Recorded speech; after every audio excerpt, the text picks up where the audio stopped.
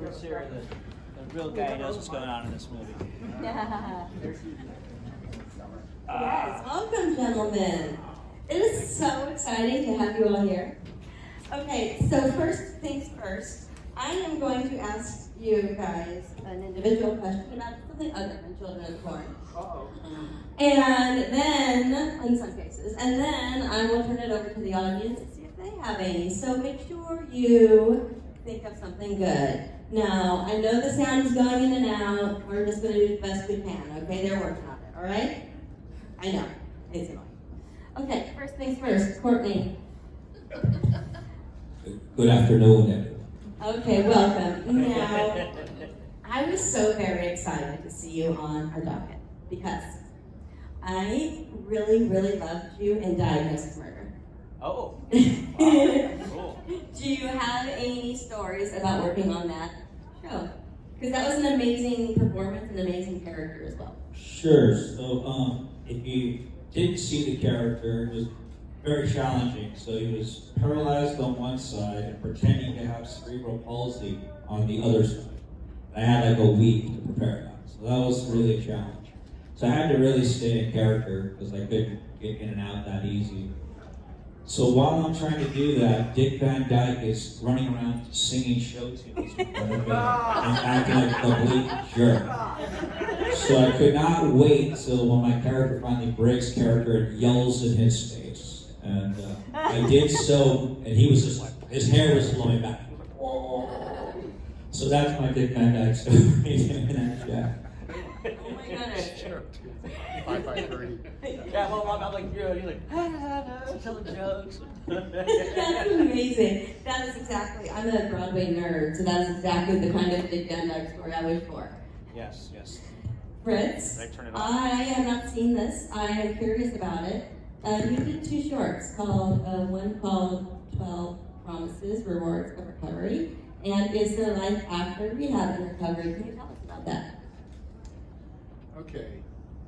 I think, is it on or off? Did I mess it up? It's on, but It's on. it's No, just... I have to hold it up close. I'm not a microphone person. I'm just a loudmouth son of a bitch, so I don't use it. So I can speak to the back of the room anyway.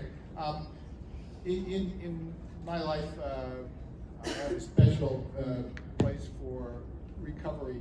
Not that I've gone through that process, but my family suffers from some alcoholism. And so I was approached to help a group to make a product, a series of products for teenagers, from teenagers who have gone through programs of recovery and how that has changed their lives. And now that they are in a place that's better for them, they can speak about it more directly to other teens, as opposed to adults talking to teens, which never seems to work. So I threw myself into both of those. There were 4 kinds of the Betty Ford world. And they're very straightforward kids kind of discussions from, I guess they're late 20s kids who had a very difficult teenage years. So it's not horror, it's having experienced horror and let's get into something better. So that's what it was all about. That's amazing. Yeah. Thank you for that. Yeah. Question. Philbin. Yes, I'm in recovery. Thank you, Fritz. I'm in recovery. If anyone else is, feel free to come up and talk to me. That's Appreciate amazing. your service to our world, our tribe. That's beautiful. Yeah, That's it's awesome. a disease, but there is a treatment for it. But you gotta want to do You it. gotta want it. Yeah. Yeah. Thank you for sharing that. You're welcome. Okay, as much as I would just love to talk to you about young riders, I'm going to talk to you instead about something the audience wants to hear about, which is Return of the Living Dead. Yeah. Can you tell us about that experience? Well, I mean, that's a huge thing. Dan O'Bannon is a genius. Yes. And he came up with this script and he auditioned us each one of us, for a long time. And then we had these rehearsals where he got to feel us out, to see who matched with who. And, it was a long process. He took his time. But I must admit, I did not know really what was going on. He had this vision that it was a comedy, punk rock, zombies. And, my character really is just kind of scared and wet the whole time, trying to pick up a chick that doesn't want to have nothing to do with it. And nobody likes it. It wasn't the funnest set in the world for me. But when I saw the movie, I was blown away. I mean, as everybody was, it was like, what is this? So he really was on something, and I am just grateful I matched what he was looking for, and I got to be in it, because I'm talking about it right now, 40 years later. Next year is our 40-year anniversary, and it's a really interesting, funny, original movie. The first comedy, zombie, punk rock, zombie. Zombie. And Mr. Franklin, last but definitely not least, Children of the Corn adjacent, I really love 666. Wow. Like so much. And I didn't expect to. I went in with another dumb sequel. But it was really good. Of course, you wrote it and were in it and had so much to do with it. How did you think of that? Like, what was the process? First, my writing partner was also my first cousin, and we're both from the south side of Chicago, Blue Island. Where? Blue Island. Blue Island. Anyway, moved to LA at 82. But so we had the idea right after Children of the Corn came out to do a sequel. Have Isaac come back, and nothing happened. And finally, number 2 came out like 9 years later, and then 3, 4, 5, and then we just went in and pitched. By then, Dimension Films with Miramax owned the rights, and we got it pitched. They're like, "Gee, this is a no-brainer." We were running out of ideas, so and I said, "This is number 6, so we got to do 666." And they said at first, "Write whatever you want. Take your time." So we wrote. I'm just gonna do this, So I'm gonna just talk loud because I'm a theater trained actor. This is driving me nuts. So we wrote a huge thing with start off with a mental hospital. Courtney was there as Malachi in a wheelchair, all gnarled up and burned from the fire at the end. And then I was taking over the world and the huge explosions, and it was just insane insanity. So we turned the script in, and they're like, "We cannot do this. It's just a low budget movie. Directed video. What are you talking about?" Well, thank you for wasting 3 weeks of our lives. And then they said, "Okay, go away. We've got weeks and weeks to write it. And we'll get back to you." And of course, we went on to do other things, other writing projects. And then all of a sudden they call us and "Oh my gosh, we've got it. The corn is green. It's turning brown now. We have to shoot in a week." So we cranked out the script.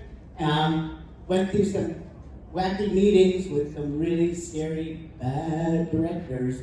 And then finally they found Kari Scotland, who did The Crow and a lot of other amazing things. She's just brilliant. And she helped us shape up the script a little bit more. And then we got Stacy Keach to be in there. They also said, "Okay, this is what we can afford. We can afford you to chop a girl in half. You can afford to electrocute Stacy Keach." I think they gave us a list of what they could afford, low budget.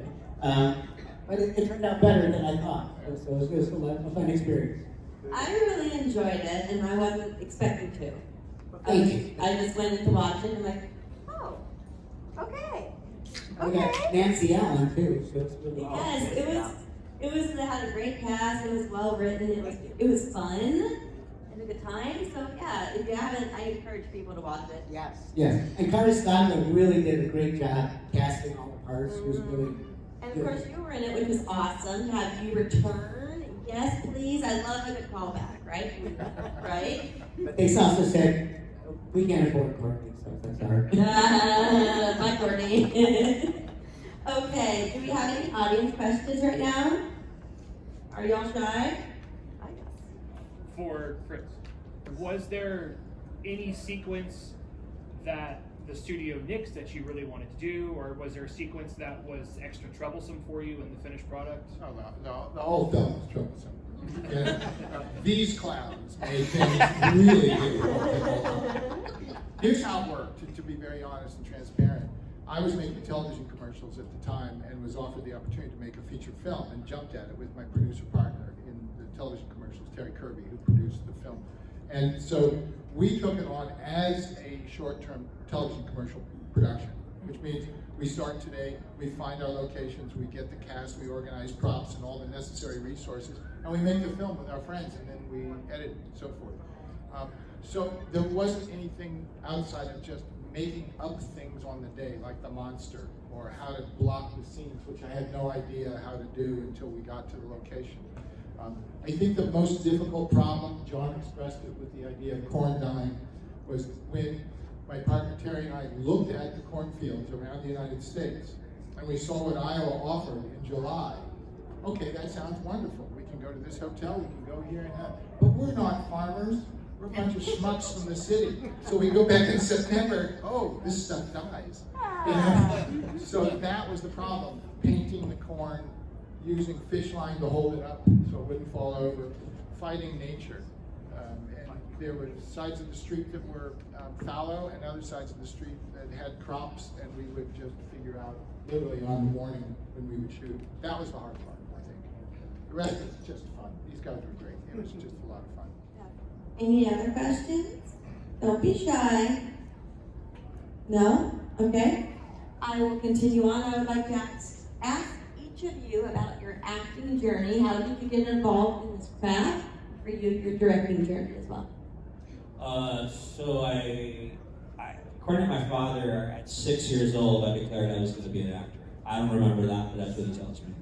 My memory is I was in this after-school program with all the tough kids at school, all the broken homes and things like that. And we had this tough lady named Miss Gardner who would get us to do theater. And craziest thing is she got the toughest guy in school. We did a play with everybody in drag. The toughest guy in school was the lead in drag. I don't know how she pulled that off. But the first thing we did was Snow White and the Seven Dwarfs. I started out as a dwarf, and then I ended up having to be the prince. I didn't really want to be the prince. I didn't want to have to kiss a girl. I was like 10 years old. But when I kissed her, and the crowd applauded, I was hooked. I was it. That's how I became an actor. What about you in directing? Oh, I'm sorry. I wasn't paying attention. I was in the story. It was a good story. It was a good story, you know. And I must say, on Courtney's experiences, I met Courtney in one of the first films you did, right? What, Corn? Yeah. Yeah, his first film. And it was your acting instructor, Virgil Fry. Yes. That kind of organized. And Virgil was in Easy Rider, right? Yes. And a few others. And so here comes somebody saying, this young man is somebody you should meet and so forth. And that kind of organized it. And, you know, Virgil was wonderful. But making films, I had made television commercials. After graduating from university, I went to Los Angeles with this idea that I'm going to change the world and make films and talk through films to everybody. And got a job running errands for $35 a day and thought I was a filmmaker. And when I went back the second day, because I thought I was hired full-time for $35 a day, they told me, you idiot, we just hired you for the day, go home.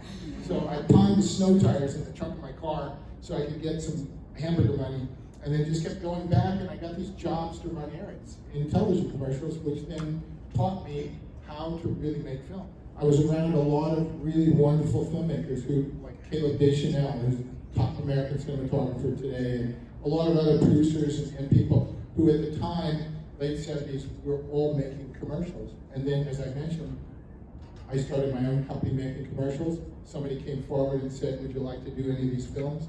And since I was saying, oh, this is good tasting tuna, I could direct a feature film, and that's what propelled me.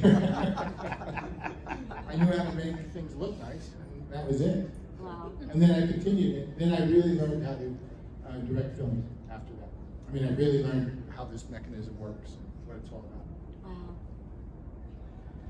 Wow. I was in high school. I was on the wrestling team, and I was also doing the musical theater, the plays that go on in high school. And I was having way more fun doing the plays than I was doing the wrestling team. And I remember it was senior year, it was time. I had to make a choice because you could do one or the other in my high school. I was with my dad and a couple other wrestlers in the back, and we were going into, our next year high school, and the wrestler next to me, Ed Cost, goes, John, aren't you excited? We're going to start our wrestling. We're going to go varsity this year. Aren't you excited? And I'm like, I'm not going to wrestle this year. And it was just silent in the car. I could see my dad just kind of tense up, and this other macho dad that was with him was kind of just quiet. They're driving, we're in the back. And he goes, why not? And I'm like, well, you know that feeling when you're wrestling and you pin your opponent, and it's as good as you can do. It's over, you've won, but you've done this. You can't do any better than that. You stand there and you're so excited, the adrenaline. He goes, yeah, I love that feeling. That's why I do it. And I go, yeah, I get that feeling every time I walk on the stage. It's just quiet. I can't even believe I was like, oh, that was great. And my dad, I could just see him relax. just like what you did. Yeah. So you know, as a father, you know, he was just happy for me, but you know, he didn't understand it or anything. I didn't start acting. I went to college. I studied acting in college. When I graduated college, I did some plays in LA, and I got an agent, and he introduced me to Linda Francis and Jeff Greenberg, and Children of the Corn was the bit. He goes, you should do this movie. It's a small part, but it's a good part. You've never worked before a camera, and you're going to do another movie in Pontiac, Illinois called Grandview, USA after that, and get some experience. And it was the smartest thing, because no one's talking about the movie I did after that you know, I thought was going to change the world.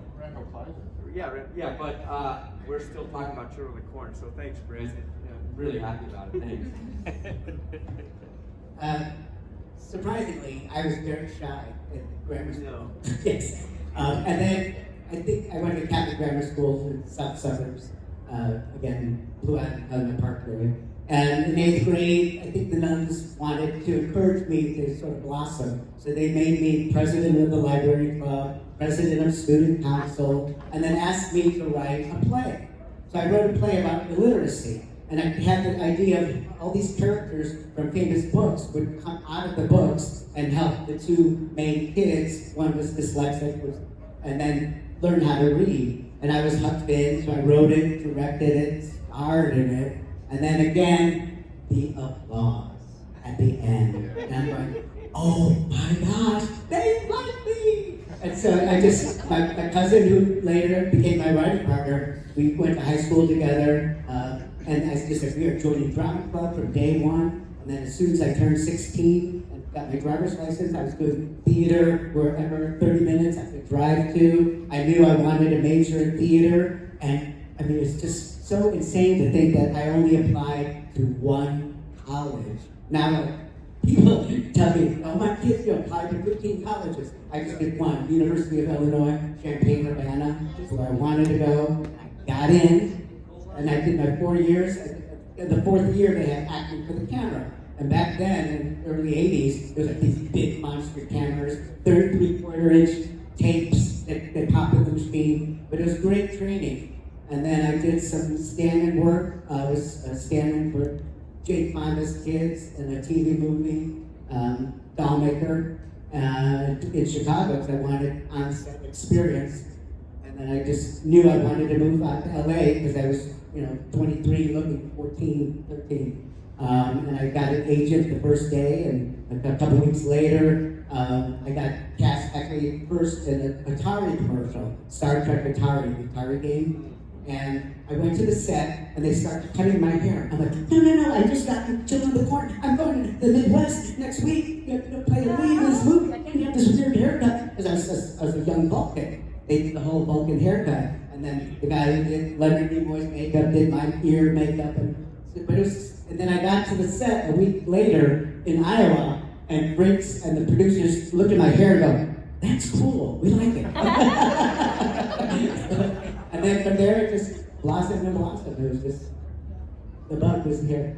For John, coming back to the island after you did your Isaac character, did anybody approach you in your hometown or say anything? Oh yeah, there's a local theater that I did a lot of plays, growing up, and they wanted, I came back and visited everybody that I knew that was still there, the director, Dan Flynn, who we nicknamed Dan Flynn, because I'm so skinny.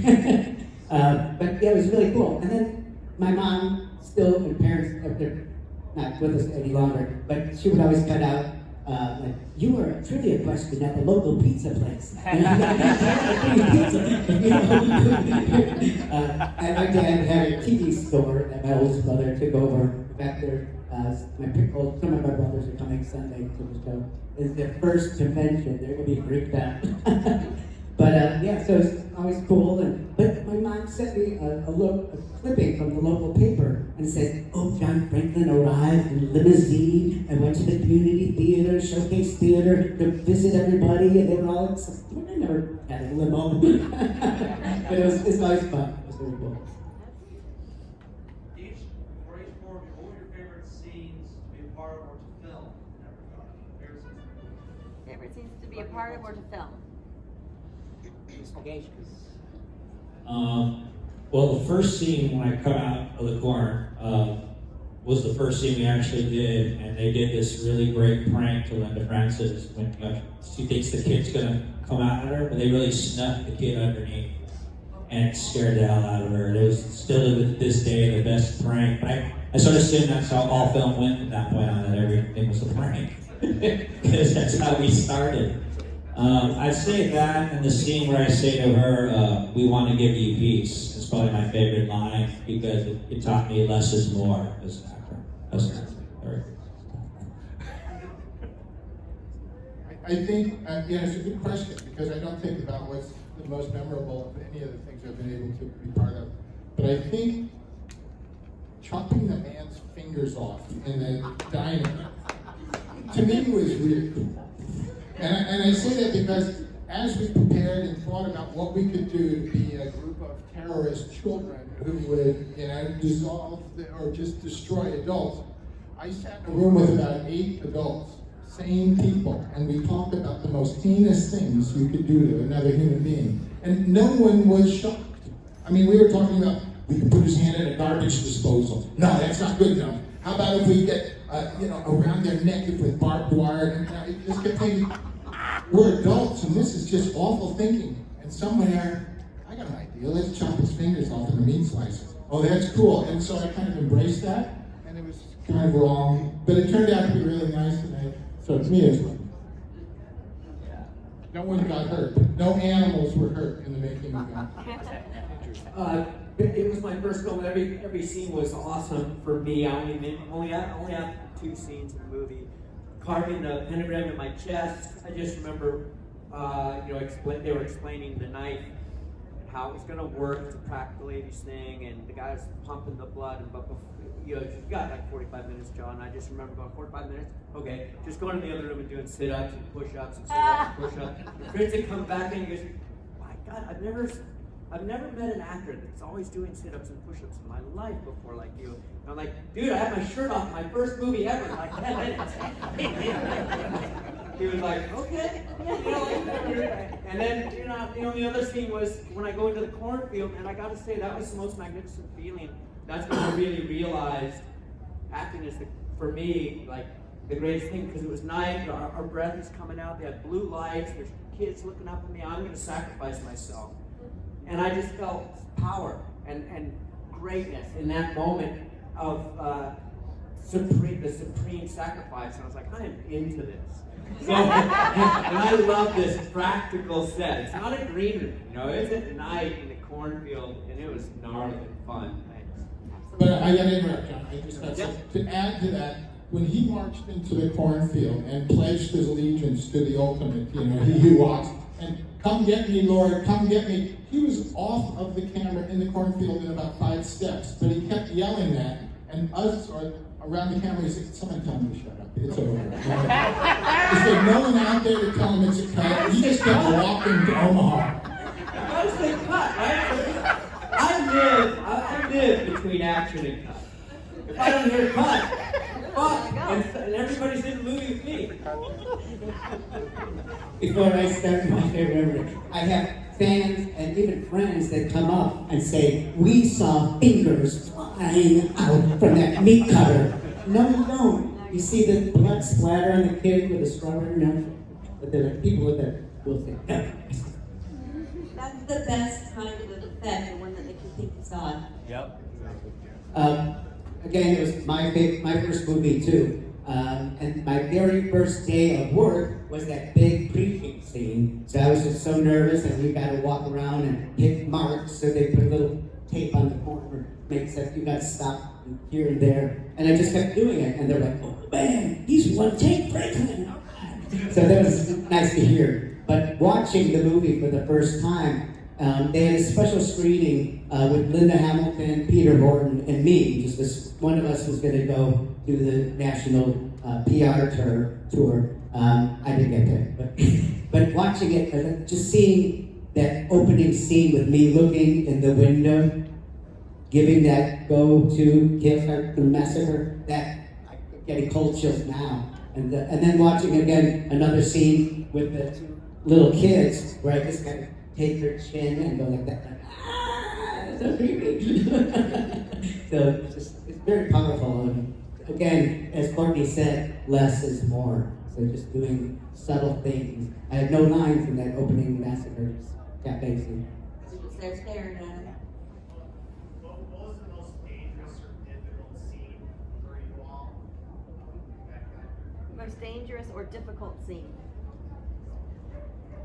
The fight scene at the end, it was super cold and these guys weren't nice enough to dig up the dirt or anything. I learned a valuable lesson there. I would never do stunts like that again without making it was cold and it was hard. And so, and Peter Hurton and I went at it pretty good. That was it. You know, at the end of the film, after he gets beaten up and destroyed, and then John comes back and chokes him, and they go off. There's a massive explosion, and that we worked on thinking we would do the explosion in one evening, and that would be our day's work. And we had about 3 or 5 cameras organized. And the way the explosion works is a cylinder, a hole that's cylindrical, is maybe 10 feet deep, dug in the ground, and then trash bags filled with 50 gallons of gasoline are placed inside, and that's ignited. And so imagine the dirt as a muzzle on a barrel of a gun, and it just shoots everything straight up. It's, it's physics, it's great. So the idea was, we'll do 2 of those, and then we'll superimpose the 2 pictures together. If the camera does not move, then it will give us absolute registration, one image over the other, and the background will be perfectly matched, and you'll see 2 fireballs. It'll be bigger than hell. Oh, fantastic, 10-story fireball. It was so cold, the guys were drinking peach schnapps. So they didn't care about moving the cameras. They just spun things around, and the guy that was loading the gasoline had too much peach schnapps. So things just didn't work out, so we had to animate that stuff. So the last scene was like, I used to have hair.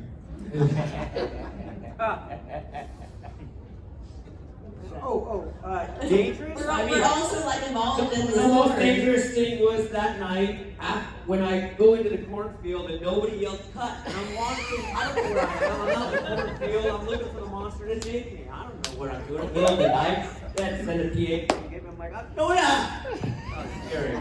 It's really scary. Peach schnapps, I didn't know that. The most difficult scene for me was up on the cross. After Courtney had put me up there.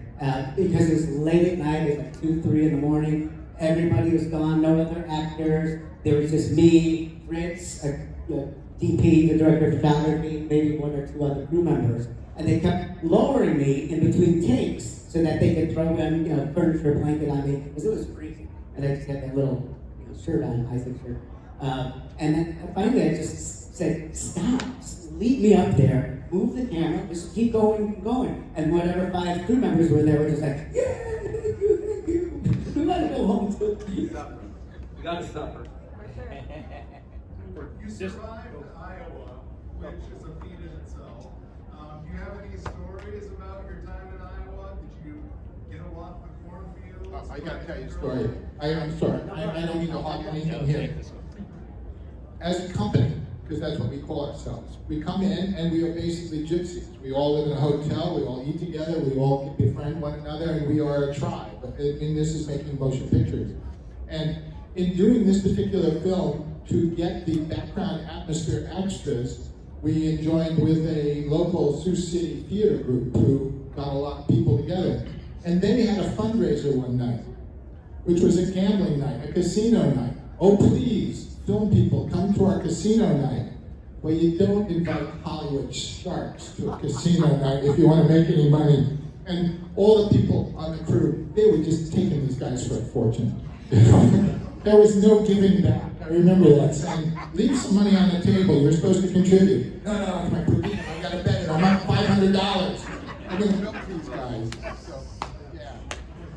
Oh, wow. Courtney? Go ahead, keep going. I'll think of something. I was telling someone earlier at my table that we stayed at the Howard Johnsons. They actually asked one crew member to get out of their room so they could shoot the birthday cupcake scene with Peter and Linda. But the women at the front desk were so sweet and kind and wonderful. It was just down to earth people. And we actually, and I cried too, because we were there 3 to 6 weeks, and we all were crying because we were saying goodbye. We knew we'd never see each other probably again, but they were just really good, down-to-earth people, and all the kids were just so nice. Courtney and I did a convention a few years ago in Tunkna, Iowa, and one of the girls in the film, now a woman, Peggy, and her husband came to visit us, and we all had a drink afterwards. It was just cool to see them. That's it. I got it. Got nothing. Next question. Yeah, yes. For John, do you have any interesting stories on Adam's Family? There you go. Sure. A good audition story, if you want to hear that. They brought me in, my agent said, they had just cranked out like Beverly Hillbillies and some other ones. So my agent said, you got an audition for the Adams Family. And I'm like, oh God, cranking out another TV show. So I go into the audition, I got the script, and it just said, oot, oot, glimmer, leap. So I'm like, okay. But I walk in, and I give you sign in and stuff, and there's always a receptionist there, and I should not have said this, but I said, oh boy, another old 60s TV series made into a movie. And she's like, well, we've got Angelica Houston, Raul Julia, Christopher Lloyd. I'm like, oh, no, sorry.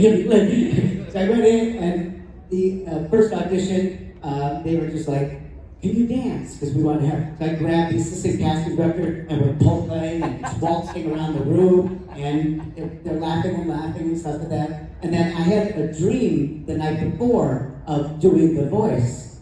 So they're like, thank you, you know, and they said, you can leave. I said, no, I have to prove to you that I am a Shakespearean trained actor, and I want to do a monologue from Hamlet for you. And they're like, oh my God, this guy's nuts. Let's placate him. He might have a gun in his briefcase, who knows? So they're like, sure. So I turned my back to them, centering myself very dramatically. And I turned around and they just said,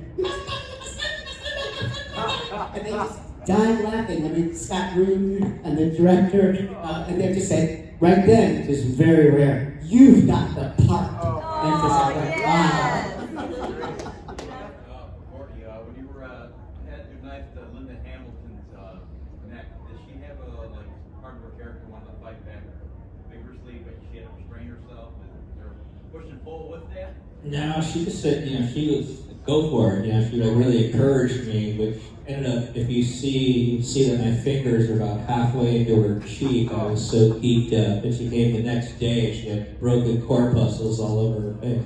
Wow. So I learned the lesson: do not screw up the leading lady in your movie's face. Was she fine? Like, was She was like, a real sport you about heard it. me, or was No. She said go for it. She's the sweetest lady ever. No, she didn't complain, but I learned the lesson because you can't have her. They had to cover her face in makeup because I screwed up her face. Wow. So I learned once again a valuable lesson. So tell me, did you guys have any familiarity? Did you read the short story before auditioning, before you filmed? No. Have you read it since? No. Okay. Yeah, I read it, and my character wasn't that big in it, so I just went on and developed my character from there. But I really liked the ending. That was way more gnarly with them on the crosses and the corn cobs in their eyes and stuff. I was like, that should be the ending. But of course, I'm not a Hollywood guy. So. Yeah. Did I read it? I don't read it. No, actually I did read it. To know the literature on which you were going to make a film, you have to know what the thoughts were and so forth. But the sad part about it was that the script was originally purchased or written from the novella with Stephen King and was owned by Roach. Yeah, Hal Roach, the man who started Little Rascals. The idea being this would be a series to bring back, or a show to bring back the Little Rascals brand. It didn't seem to go over very well with Hollywood leadership, so New World acquired it with a syndicate of financiers and hired another writer to turn it into the story we had. But the story itself was too close to the novella, so I remember sitting with the studio executive who had a pair of shears, scissors that you cut cloth with. You know, these things are like 18 inches long, and he would just chop out pages, and we paste remnants back together, and that became the script, and then some interstitial material was written. So there was a lot of work done because of cost and resource availability and staying within a financial parameter, which is the way these kind of films are made. You get a bag of money, we don't care, don't go over the bag of money, spend what you have. Yeah. So you make it up, like you said. How many things cut off a hand? I was a huge Stephen King fan back in high school in good old Blue Island, Illinois. We would like pass around a dog-eared, beat-up paperback copy of Carrie to different friends. You gotta read this; is so cool. And then again, I bought when Night Shift came out. I bought started buying all the Stephen King books in hardback. And then so when I got the audition, which was just a few weeks after I moved to LA, which was amazing timing, I had the book there. But again, just like Isaac wasn't as big of a character, and there wasn't the same dialogue, but you got an idea. So, but I've always loved Stephen King. He's a genius. Aside from Children of the Corn, do you have a favorite Stephen King novel?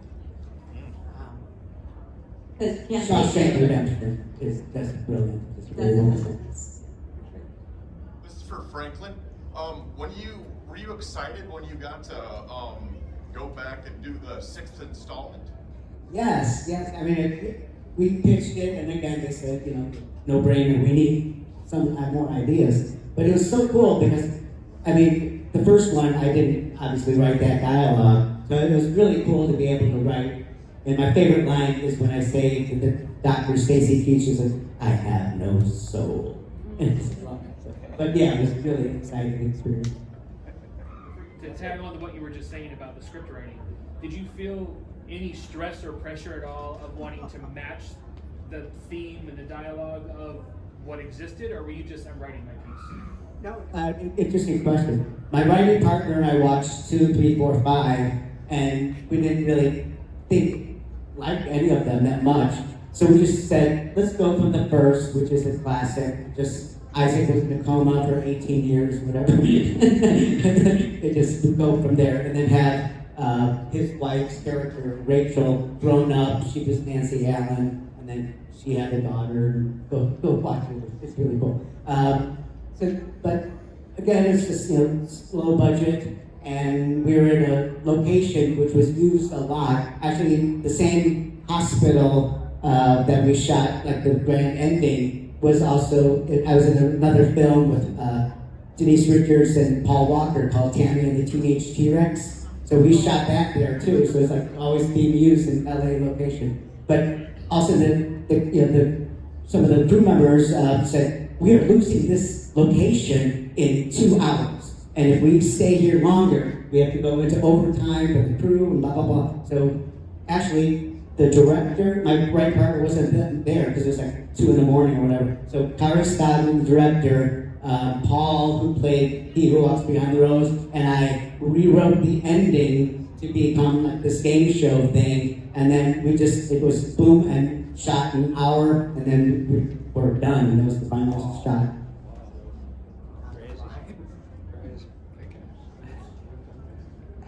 What do you think of Children of the Corn? I have a question for Fritz, if that's okay. Of course. I don't, or maybe John knows, anybody knows this. Was there ever something to do with Stephen King, that Stephen King doesn't feel good about Children of the Corn for some reason? I don't know what it is, but I heard a rumor. Yeah, that sounds good. Okay, so All fans here. I mean, the guy's got a pen, piece of paper, he thinks he can write. So Got it. when we finished the film, we expected some kind of feedback. But since he was part of the original script that did not sell and could not sell, there's a strong animosity, and I completely understand it. So his note to the studio was one of he just was not in favor of the result of the film. His work was not translated, was not brought to the screen the way he intended the film to be. I think, so I saw a note that was not complimentary, and then I never saw anything else or heard anything else from him, other than recently in some of the polls about his work being filmed, he rated our film pretty highly in the scale of all the Stephen King's work, which is nice. But I did, in Pennsylvania, I saw his name on a poster in a bookstore, signing books. This was about 3 years ago. So I rushed to this bookstore on Monday morning to go and meet him, to say, I'm the guy. Let's talk, let's bury the hatchet. And the poster was behind a book, and when they moved the book, he was there 2 years earlier. So I had to donate my one chance to talk to him. Well, does he get a percentage of all the Children of the Corn movies that have been made, the franchise? That I don't know. I know I get reports. Still, I had to fight for the financial reports because we were promised certain participation from all the different owners of the film, and now Disney owns the film, and they're very difficult to deal with. His deferred payments continue to get paid, I know that. Wow. And he's picked up a lot of money from the film. Wow. Probably $1 million. Wow. Over the aggregate, as an aggregate sum. The rest, no one else got any money, really. But he got a lot. He was paid early. At some point, I don't remember what it was, but I bought it. It's called Stephen King at the Movies, and it's him interviewing and talking about each of the films. And in it, he said that he didn't care for Children of the Corn, but he said that very nicely, I'm sure all the actors that did a good job have gone on to do better movies.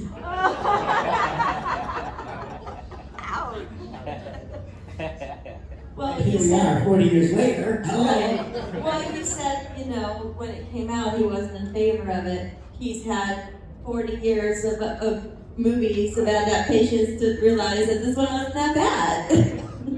I believe he held the rights to the name, Children of the Corn. So that's his intellectual property.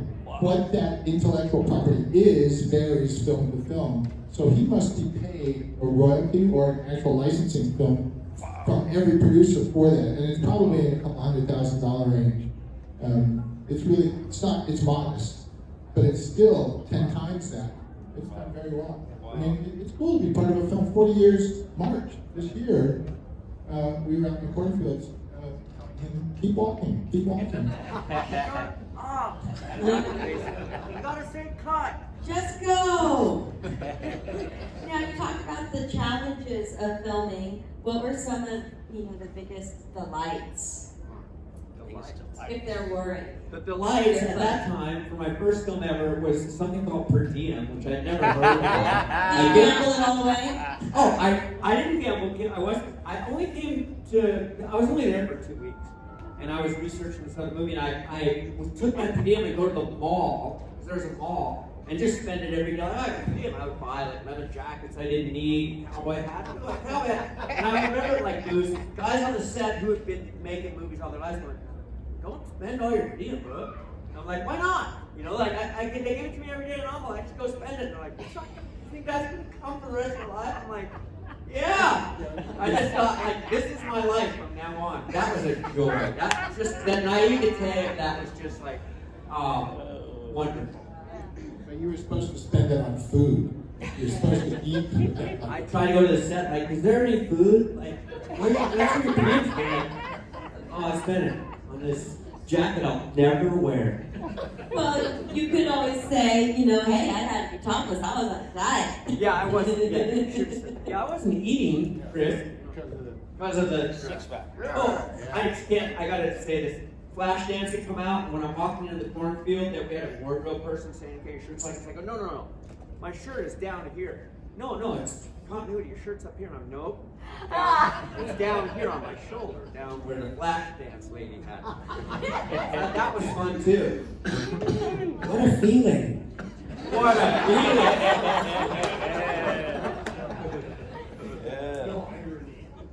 It's going to sound schmaltzy, but meeting Courtney and being friends with him still, 41 years later, and John Philbin. Courtney and I just hung out in LA. He came to my house for Thanksgiving. We just through the years have always been kept in touch.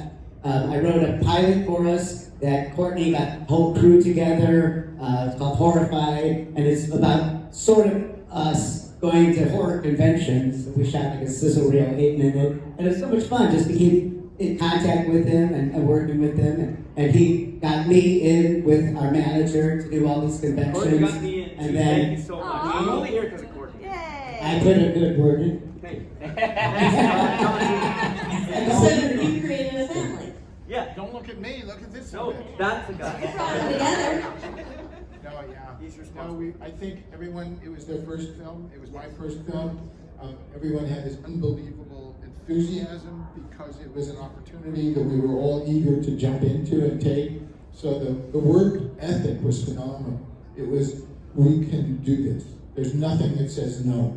And I think we just plunged through it without a sense of failure. And we were going to make it work. And I know we continued to shoot portions, insert shots they're called, and little close-ups in Los Angeles.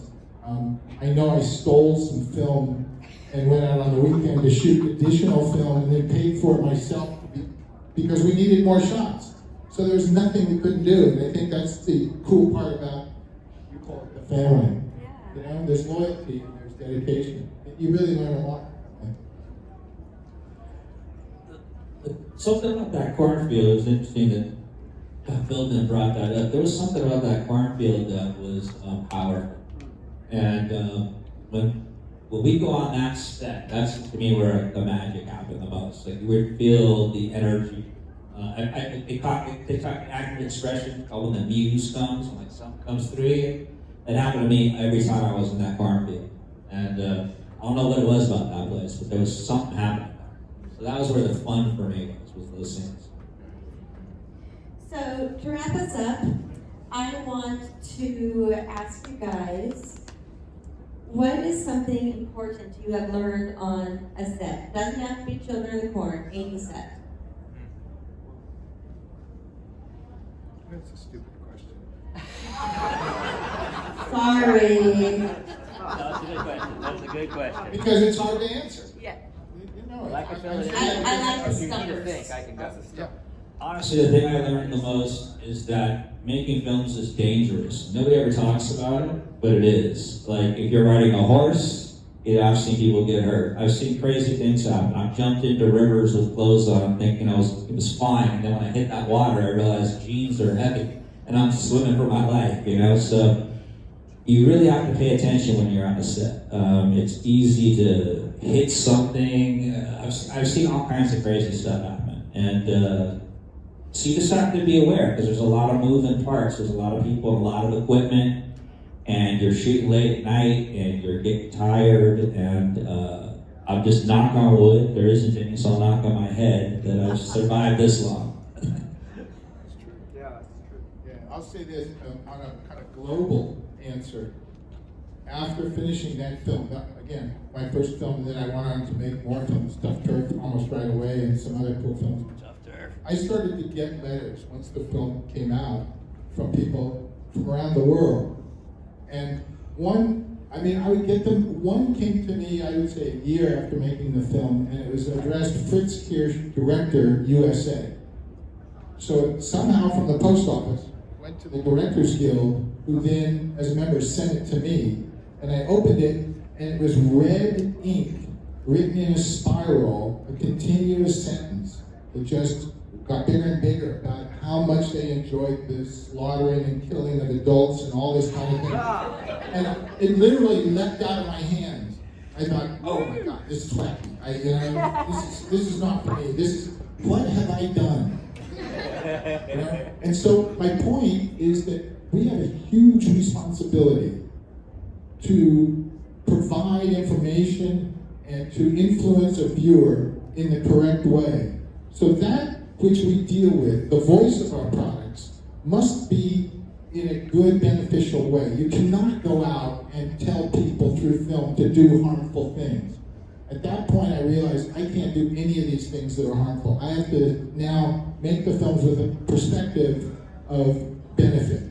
So everything that we do and all the TV programming we watch and now all the media we learn is always manipulated, and we have to think, why is this being told to me? So that, I think, when I made this film at what, age 30 or something, I'm really 19, it just opened my eyes to a bigger problem we have as people who have voice.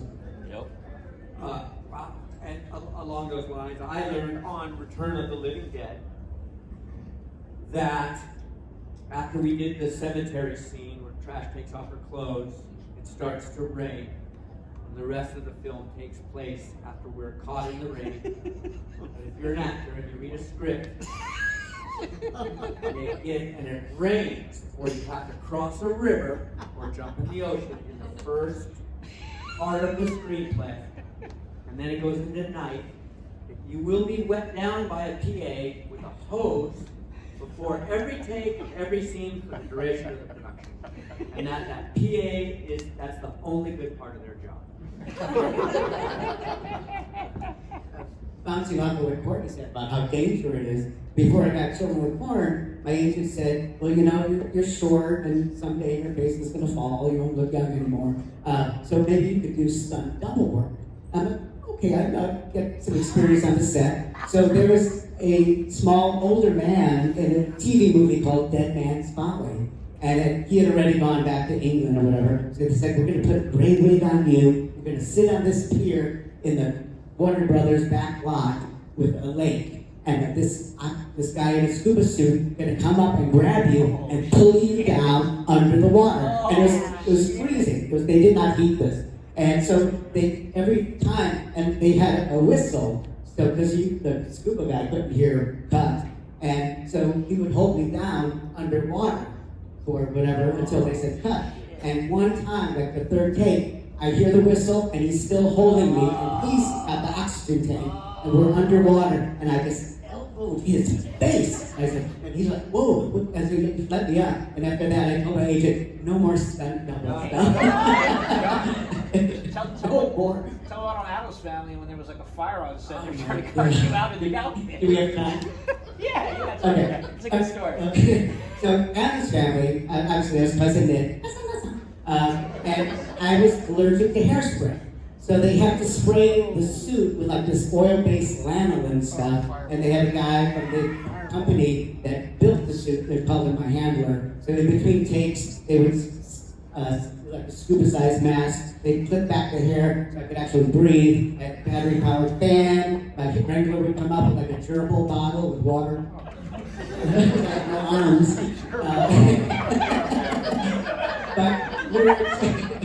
So I don't drink gallons of water. A beautiful collection that time. But all of a sudden, back in the day, like really big lights up there. We were shooting the big ballroom scene with 50 extras and dancing around, and all of a sudden, one of the lights popped and burst into flames. And so suddenly, and I'm like, it happened during a take, and I had no way that I could run away. This is a 34 or 5 pound costume, and this woman, a guardian angel, she grabbed me and pulled me aside, otherwise I would have been killed in the stampede, and I'd never known who she was, whether she was just an angel, but she saved my life. It's like the fire, and all the extras were running out of the sound stage, but it was very, very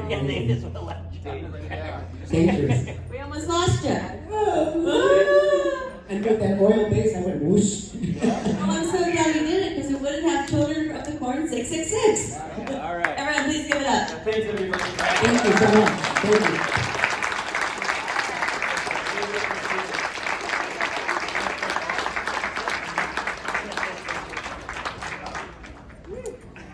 Hey, Courtney, will you take a photo with us down here? Oh, yeah, sure. Didn't realize what was happening. Whichever one you want to take.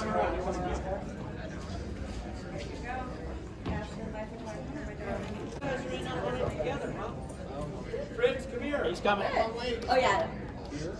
We're old guys. You can't just jump off the stage. Oh, that's right. Yeah. What'd you say? Everybody take one step to your left. Thank you. Here we go. 1, 2, right here, 3, one more. Thank you. And thank you guys so much. You were great. Thank you. Thank you so much. See you in the next one. Yes, I appreciate you guys. Yeah, thank you. Back to the next one. Yes.